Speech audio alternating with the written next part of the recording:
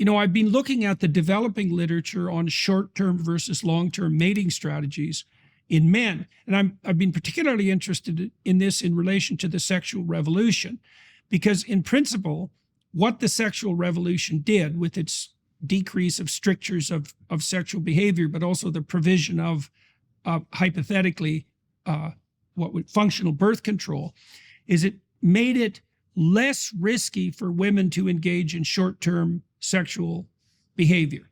Okay, but there's a question that comes up along with that that's a very interesting one. So, in the broad biological community, there are two types of mating pattern, right? There's the R strategy and the K strategy. And the R strategy types have zero investment in their offspring. They produce a lot of offspring, sometimes millions or even more, but almost all of them die. There's no post-coital investment.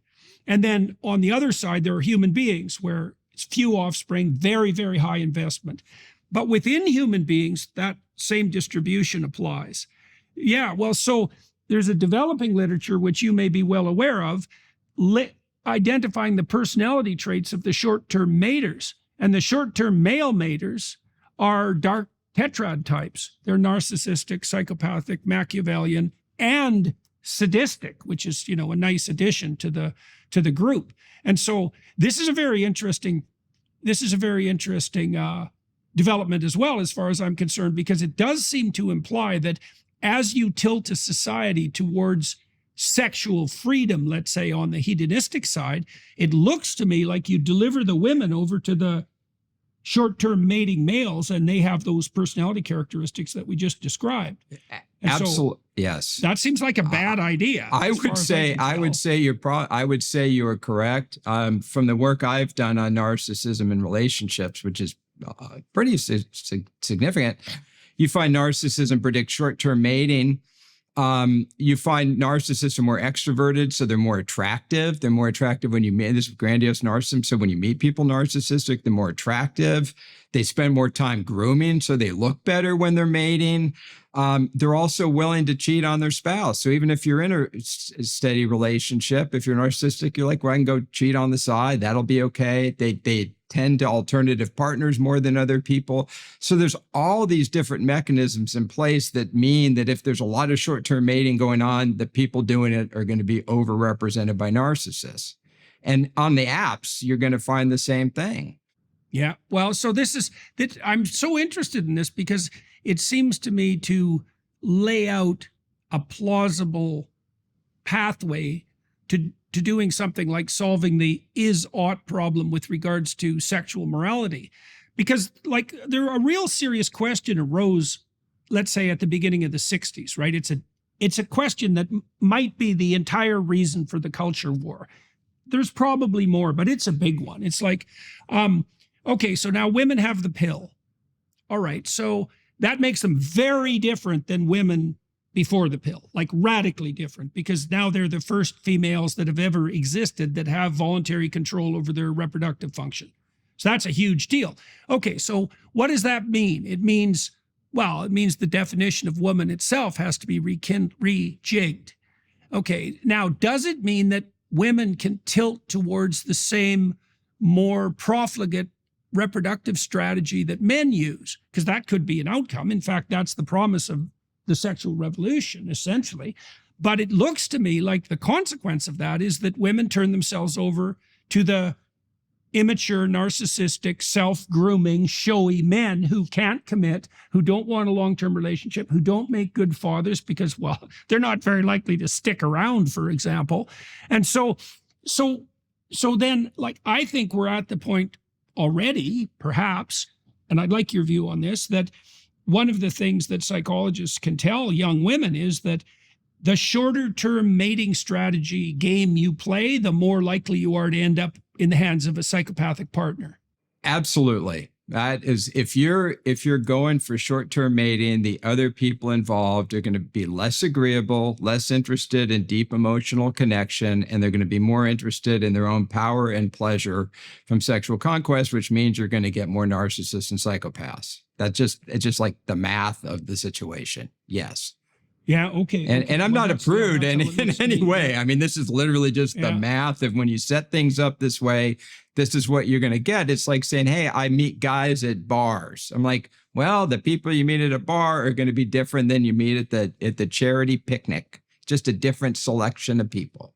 Yeah. Well, it's tricky for women too, because, they also have this additional problem, which is that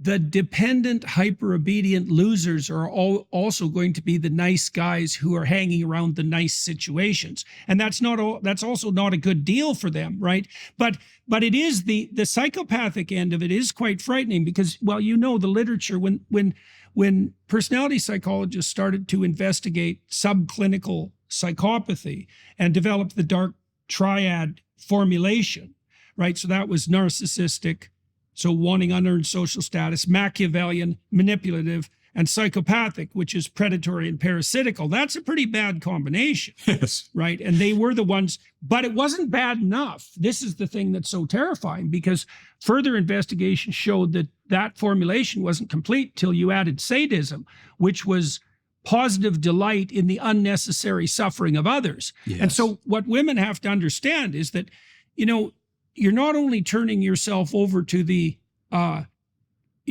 excitement-seeking, narcissistic, self-centered guys. I mean, that might be bad enough. But if you're also turning yourself over to the sadists, which seems to be the case, because those four things are pretty tightly associated, then you're really looking for a spot of positive misery. And so if that isn't what you're pursuing, you might want to temper your thrill seeking with the idea that hanging about the psychopathic predatory parasites is probably not the world's best idea. Yeah, and the sadism is scary. I mean, you've the old research where they'd see if people would, grind bugs in a coffee grinder or something. It was like grinding pill bugs. I mean, the sadism is, really dark. It's taking pleasure in people's suffering. I think the challenge for women is they are attracted to guys who have confidence and ambition and seem like they have a direction. And you run into guys that are like, I'm a nice guy. And I go, I don't know if you're nice so much as you're kind of a loser. And, and so the problem is if you're selecting for guys who are ambitious, half those ambitious guys are going to be pretty nice guys and half of them are going to be kind of self-centered and maybe more problematic, and it's hard to know the difference. So it's very hard for women out there. Well, this is also why the evidence also suggests that it's the younger and less experienced women who are more likely to fall for the machinations of the psychopathic predators, because they can't distinguish between competence, confidence, and false confidence. Yeah. Because you're young. And the other thing with narcissism, and you see this a lot, is when you first meet people, when you first start dating, the way our culture works is we go from sort of fun relationships that are exciting to deep and emotional relationships. And so at that fun stage, the people who are narcissistic are just more attractive. Like if I meet somebody who's really narcissistic, I'm like, God, this person's fun. We'll go out drinking. It'll be great. And then later on, I'm like, we want to really have a high trust relationship. It's the wrong person. So our whole system is designed to put people with people that are more narcissistic and not people who are going to be good in the long term.